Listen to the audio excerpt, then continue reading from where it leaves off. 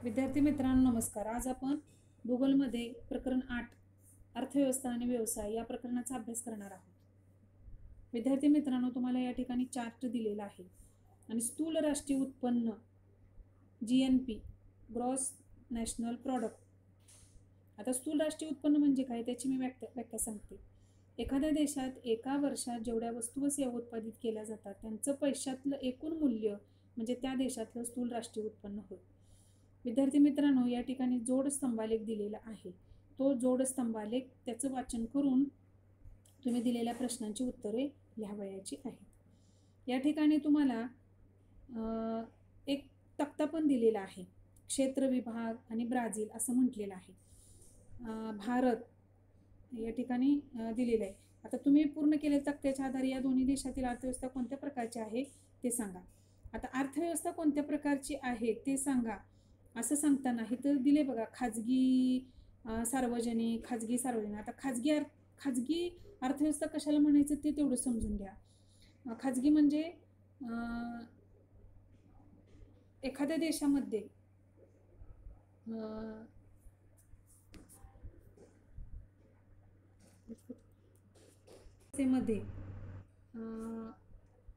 ज्या अर्थव्यवस्थेमध्ये केलेले उत्पादन, व्यवस्थापन आणि नियंत्रण एखाद्या खाजगी व्यक्तीकडे म्हणजे व्यक्तीची मालकी असते त्याला खाजगी अर्थव्यवस्था असं म्हटलं जाते.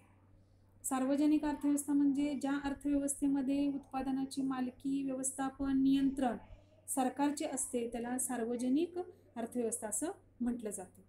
आता इथं बँकांचा व्यवसाय म्हटले बघा, तर खाजगी आणि सार्वजनिक म्हणजे आपल्या देशामध्ये आणि ब्राझीलमध्ये बँका खाजगी पण असू शकतात आणि सार्वजनिक क्षेत्राच्या पण असू शकतात म्हणजे सरकारची मालकी.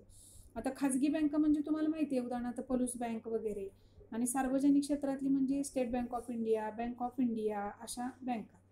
आता रेल्वेची मालकी काही देशामध्ये खाजगी पण असते आणि सार्वजनिक असते. आता ब्राझीलमध्ये खाजगी पण मालकी आहे, सार्वजनिक मालकी आहे. आपल्या देशामध्ये मात्र रेल्वेची मालकी पूर्ण सेंट्रल गव्हर्नमेंट म्हणजे केंद्र शासनाची आहे. अशा पद्धतीने तुम्ही अभ्यास या ठिकाणी करावयाचा आहे. आता अर्थव्यवस्थेचे 3 प्रकार आहेत. अर्थव्यवस्थेतील विविध व्यवसायांचं वर्गीकरण आपण शिकलेलो आहोत. कोणत्याही देशाची अर्थव्यवस्था ही त्या देशातला व्यवसाय, त्याचा प्रकार, विकास यावर अवलंबून असते. आता या ठिकाणी व्यवसाय दिलेले आहेत बघा, प्राथमिक व्यवसाय, द्वितीयक व्यवसाय आणि तृतीयक व्यवसाय. आता व्यवसाय म्हणजे काय ते समजून घ्या अगोदर. व्यवसाय म्हणजे इथं पूर्णपणे निसर्गाची मालकी, निसर्गावर आधारित जे केलं जातं त्याला व्यवसाय असं म्हटलं जातं. आणि उद्योग म्हणजे निसर्गामध्ये जे काही साधन संपत्ती मिळवली जाते त्याच्यावर क्रिया प्रक्रिया केली जाते त्याला उद्योग असं म्हटलं जातं. आता इथं प्राथमिक, द्वितीयक आणि तृतीयक दिलेलं आहे. तुम्ही 9वीमध्ये त्याचा अभ्यास केलेला आहे, तरी पण मी तुम्हाला या ठिकाणी या संकल्पना स्पष्ट करून सांगते. प्राथमिक व्यवसाय म्हणजे जे व्यवसाय पूर्णतः निसर्गावर अवलंबून असतात त्यांना प्राथमिक व्यवसाय असं म्हटलं जातं. द्वितीयक व्यवसाय, प्राथमिक व्यवसायामध्ये जी काही साधन संपत्ती मिळवली जाते ती द्वितीयक व्यवसायामध्ये त्याच्यावर प्रक्रिया केली जाते आणि त्याची उत्पादकता वाढवण्याचा प्रयत्न केला जातो, त्याला द्वितीयक व्यवसाय असं म्हटलं जातं. तृतीयक, प्राथमिक, द्वितीयकमध्ये जे काही उत्पादित केलं जातं ते ग्राहकांपर्यंत सेवाच्या स्वरूपात पोहोचवण्याचं काम तृतीयकमध्ये केलं जातं. आणि अजून एक आता आधुनिक प्रकार चतुर्थक केला जातो. बौद्धिक क्षमतेवर आधारित असणारा जो काही व्यवसाय आहे त्याला चतुर्थक व्यवसाय असं म्हटलं जातं. आता या ठिकाणी तुम्हाला विभाजित वर्तुळ दिलेले आहेत. या विभाजित वर्तुळमध्ये ब्राझील आणि भारत दिलेले आहे. पहिल्यांदा ब्राझील आणि भारताचं स्थूल अंतर्देशीय उत्पादन व्यवसायाने योगदान दिलेलं आहे आणि दुसऱ्या याच्यामध्ये व्यवसायात कार्यरत असणाऱ्या लोकसंख्येची टक्केवारी दिलेली आहे. या विभाजित वर्तुळाचा अभ्यास करून तुम्ही दिलेल्या खालील प्रश्नांची उत्तरं लिहायची आहेत. आता त्या प्रश्नांवरून मी तुम्हाला काही या ठिकाणी माहिती सांगणार आहे. आता तुम्ही त्या वर्तुळांचा अभ्यास, विभाजित वर्तुळांचा अभ्यास केल्यानंतर तुमचं असे लक्षात येईल की भारताचं राष्ट्रीय उत्पन्न ब्राझीलपेक्षा अधिक आहे. ब्राझील हा देश जगात खाणकाम, शेती आणि वस्तुनिर्माण उद्योगामध्ये अग्रेसर आहे. या देशातील सेवा व्यवसाय पण मोठ्या प्रमाणात वाढलेले आहेत. भारतातील सेवा व्यवसाय वाढत असले तरी भारतामध्ये शेती हा प्रमुख व्यवसाय केला जातो. भारताप्रमाणेच ब्राझीलची अर्थव्यवस्था सुद्धा मिश्र स्वरूपाची आहे. मिश्र स्वरूप म्हणजे कशाला, मिश्र अर्थव्यवस्था कशाला म्हणायचं, तर ज्या अर्थव्यवस्थेमध्ये खाजगी आणि सार्वजनिक मालकी दोन्हीचं सहअस्तित्व असतं त्याला मिश्र अर्थव्यवस्था असं म्हटलं जातं. आता मिश्र अर्थव्यवस्था कशी निर्माण झाली तर भांडवलशाही अर्थव्यवस्थेमध्ये आणि समाजवादी अर्थव्यवस्थेमध्ये जे जे तुम्हाला चांगले वाटली त्याचं कॉम्बिनेशन करून जी अर्थव्यवस्था तयार केली त्याला मिश्र अर्थव्यवस्था असं म्हटलं जातं. तसं बघितलं तर दोन्ही देशांची अर्थव्यवस्था विकसनशील आहे. विकसनशील म्हणजे पूर्ण विकास झालेला नाही पण विकासाच्या दृष्टीने वाटचाल करणारी अशी ही अर्थव्यवस्था आहे. त्यामुळे त्यांचं राष्ट्रीय दरडोई उत्पन्न, दरडोई म्हणजे प्रत्येक व्यक्तीचं उत्पन्न अमेरिकेच्या संयुक्त संस्थानाच्या तुलनेत अतिशय कमी आहे. महत्त्वाचे म्हणजे भारताचे राष्ट्रीय उत्पन्न ब्राझीलच्या तुलनेत जास्त असले तरी भारताचे दरडोई उत्पन्न ब्राझीलच्या तुलनेत कमी. का कमी तर ब्राझीलपेक्षा भारतामध्ये लोकसंख्या जास्त आहे. आता मी इथं कारण शोधण्याचा प्रयत्न करा म्हणून सांगितले, त्याचं कारण मी तुम्हाला अगोदरच सांगितलेलं आहे. आता इथं सांगितले तक्त्याच्या माहितीच्या आधारे संगणकाचा वापर करून बहुरेषालेख काढा. मी तुम्हाला बहुरेषालेख काढायला शिकवणार आहे. आता अमेरिकेचे संयुक्त संस्थाने हा विकसित देश आहे पूर्णपणे. या देशामध्ये लोकसंख्या जास्त असली तरी भारतापेक्षा ती लोकसंख्या कमी आहे, साक्षर आहे. या देशाकडे अनेक स्वामित्व हक्क, पेटंट्स आहेत, आधुनिक तंत्रज्ञान, यांत्रिक बळाचं सामर्थ्य आहे. त्यामुळे राष्ट्रीय दरडोई उत्पन्नामध्ये हा देश ब्राझील व भारतापेक्षा खूप पुढे असलेला तुम्हाला दिसून येतो. भारत आणि ब्राझील हे देश विकसनशील आहेत. अत्याधुनिक तंत्रज्ञान, शिक्षण, उद्योग याबाबत हे देश आता प्रगती करायला लागलेले आहेत. स्थूल राष्ट्रीय उत्पन्न जास्त असलं तरी भारताची लोकसंख्या जास्त असल्याने भारतातील दरडोई उत्पन्न ब्राझीलच्या तुलनेमध्ये कमी आहे. आता इथं नकाशाशी मैत्री आकृती 8.3 या नकाशाचं तुम्ही निरीक्षण करायचं आहे आणि दिलेल्या प्रश्नांची उत्तरं तुम्ही या ठिकाणी लिहायची आहेत. त्याच्यावरून आपण या ठिकाणी माहिती बघूया. आता पहिल्यांदा ब्राझीलमधली शेती. ब्राझीलची उच्चभूमी आणि किनारी प्रदेशामध्ये शेती व्यवसाय केला जातो. या ठिकाणी अनुकूल हवामान आहे. त्या ठिकाणची भूरचना, विविध प्रकारची या ठिकाणी पिकं घेतली जातात. भात आणि मका आणि अन्नधान्याची पिकं ही महत्त्वाची आहेत. मक्याचं पीक प्रामुख्यानं मध्य भागामध्ये घेतलं जातं. कॉफी, सोयाबीन, काकाओ म्हणजे कोको की ज्याच्यापासून चॉकलेट्स वगैरे बनवली जातात. रबर आणि ऊस या नगदी पिकांचं, नगदी म्हणजे जे पैसा मिळवून देणारी पिकं आहेत त्यांना नगदी पिकं म्हटले जातात, मोठ्या प्रमाणावर घेतलं जातं. ब्राझील हा देश कॉफी आणि सोयाबीनच्या निर्यातीमध्ये अग्रेसर असणारा देश आहे. कॉफीचं उत्पादन ब्राझीलमध्ये मोठ्या प्रमाणामध्ये घेतलं जातं. कॉफीसाठी अनुकूल हवामान त्या ठिकाणी आहे म्हणून ब्राझीलला जगाचा कॉफी पॉट असं म्हटलं जातं. प्रामुख्याने मिनास जिराईस, साओ पावलो या राज्यामध्ये कॉफीचं उत्पादन घेतलं जातं. याच्याशिवाय केळी, अननस, संत्री, इतर लिंबूवर्गीय आंबट गोड फळांचं उत्पादन या ठिकाणी घेतलं जातं. गवताळ प्रदेश ज्या ठिकाणी आहे त्या ठिकाणी गायी, शेळ्या, मेंढ्या पाळल्या जातात. त्यामुळे मांस उत्पादन आणि दुग्ध उत्पादन हे व्यवसाय सुद्धा या ठिकाणी मोठ्या प्रमाणात चालतो. आता खाणकाम. इथं तुम्हाला तक्ता दिलेला आहे. त्या तक्त्याच्या आधारे तुम्ही या ठिकाणी म्हणजे 8.3च्या आधारे तुम्ही या ठिकाणी तक्ता करावयाचा आहे. इथं खाणकाम व्यवसाय दिलेला आहे. त्यानुसार उदाहरणार्थ ब्राझीलमधील खाणकाम व्यवसायातील उत्पादने व उत्पादन क्षेत्राचा तक्ता तयार करा. आता खाणकाम व्यवसायातील उत्पादन हे ती दिलेलीच आहेत. मँगनीज, बॉक्साईट, लोहखनिज, कोळसा, तसे तक्ते तयार करायचे आहेत. आता पुढचा भाग आहे खाणकाम. कुठं ब्राझीलमध्ये खाणकाम केलं जातं तर या नकाशावरून तुम्ही त्याचं निरीक्षण करून मी सांगते तुम्हाला. ब्राझीलचा जो पूर्व भाग आहे तिथे लोहखनिज, मँगनीज, निकेल, तांबे, बॉक्साईट या खनिज संपत्तीने ती संपन्न आहेत. जरी वनांची दुर्गमता असली, घनदाट अरण्य असली, सुप्त खनिज साठ्यासंबंधीचे अज्ञान असलं, हे जरी प्रतिकूल घटक असले तरी अंतर्गत भागामध्ये खाणकाम व्यवसायाच्या विकासावर मर्यादा आलेल्या आहेत. पण या देशामध्ये खनिजाची उपलब्ध आहे. देशातील वाढत्या मागणीमुळे उच्चभूमी प्रदेशातील खाणकाम व्यवसाय विकसित झालेला आहे. पण येणाऱ्या भविष्य काळामध्ये या देशाकडं फार मोठी खनिज संपत्ती म्हणून तिच्याकडे बघितलं जातं. पुढचा आहे मासेमारी.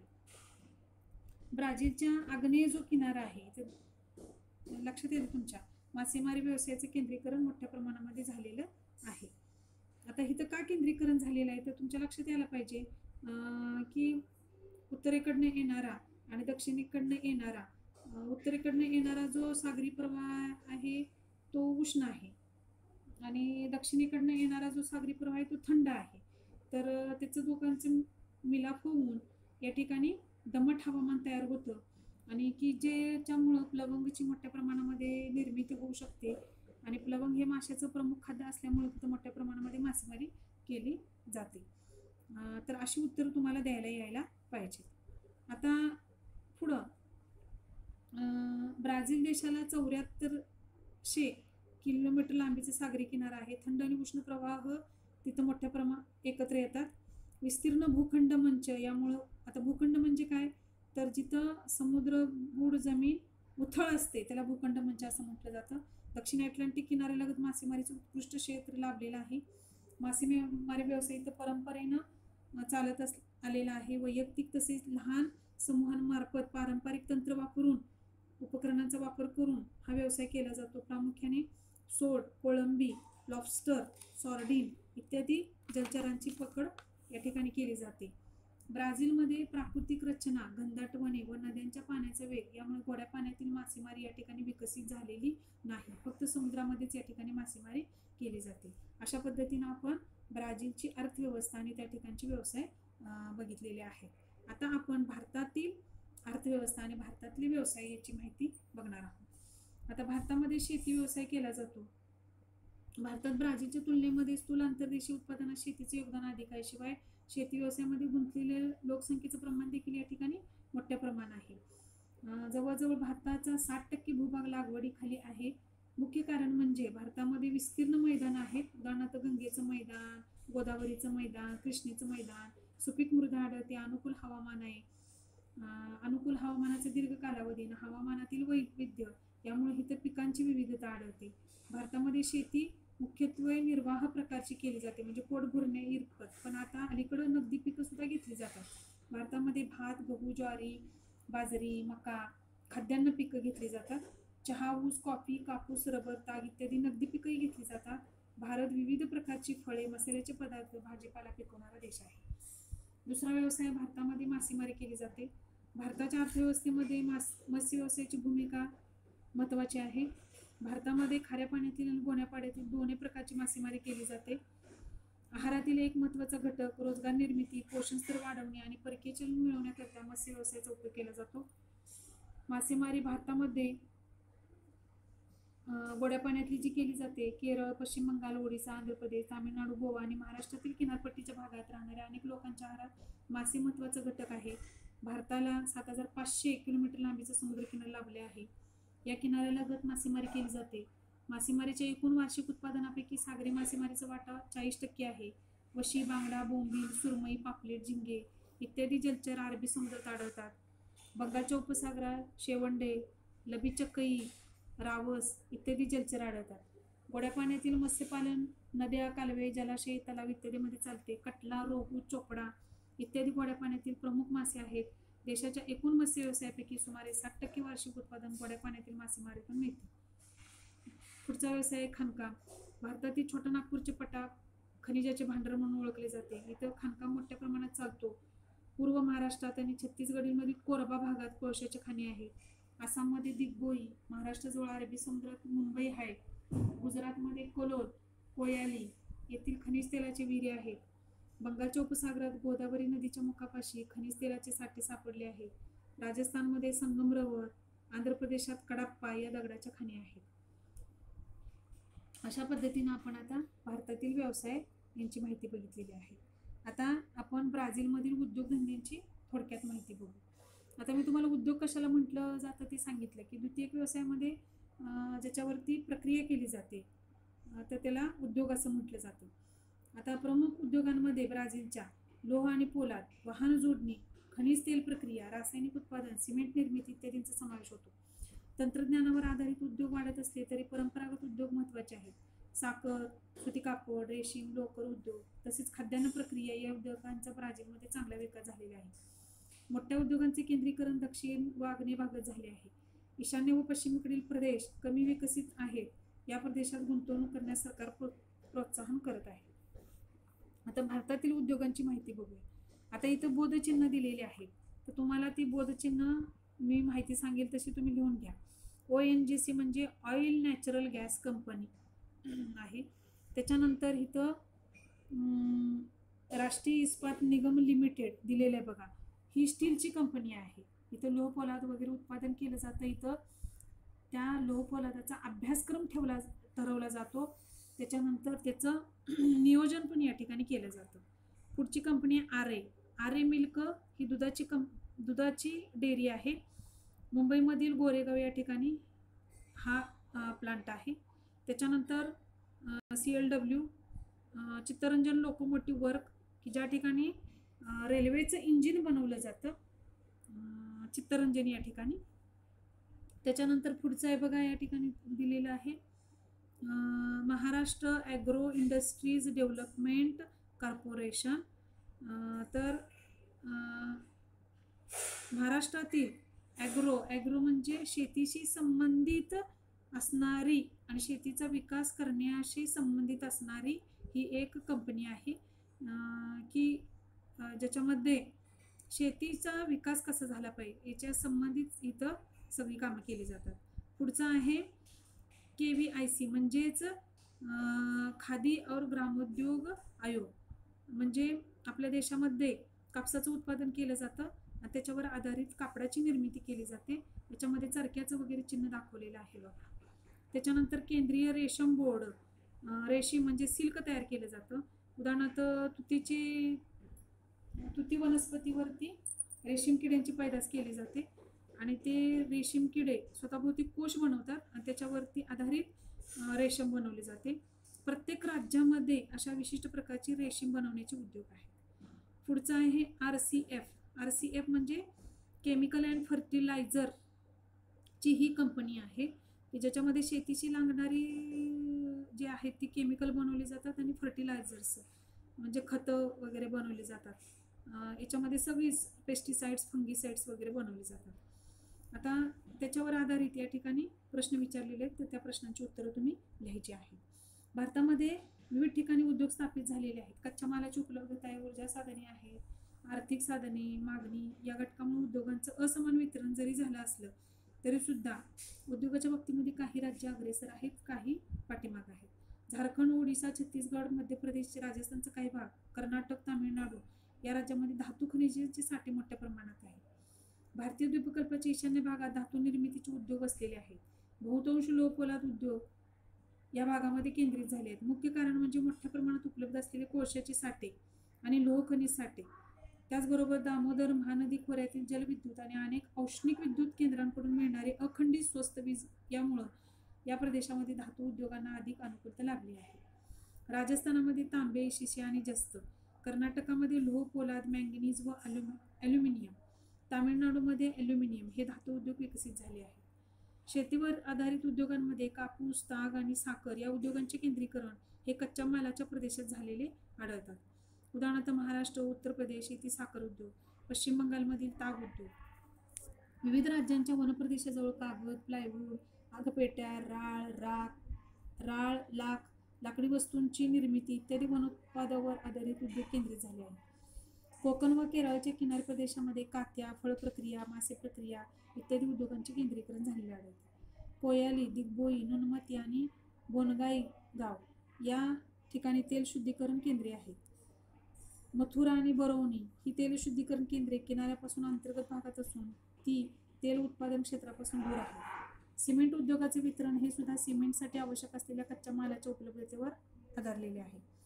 गुजरात, राजस्थान आणि तामिळनाडू या राज्यांमध्ये मोठ्या प्रमाणात मिठाचे उत्पादन होते. यांत्रिक, विद्युत, वाहन, खते आणि असंख्य ग्राहक उपयोगी उत्पादने ज्या उद्योगांचे कच्च्या मालावरील अवलंबित्व कमी असते असे उद्योग देशात अनेक भागांमध्ये विखुरलेले आहेत. प्रामुख्याने मोठ्या शहरातून या उद्योगांचे केंद्रीकरण झालेले आढळते. अशा पद्धतीनं आपण ब्राझील आणि भारत यांचे व्यवसाय आणि उद्योगांची माहिती बघितलेली आहे. धन्यवाद.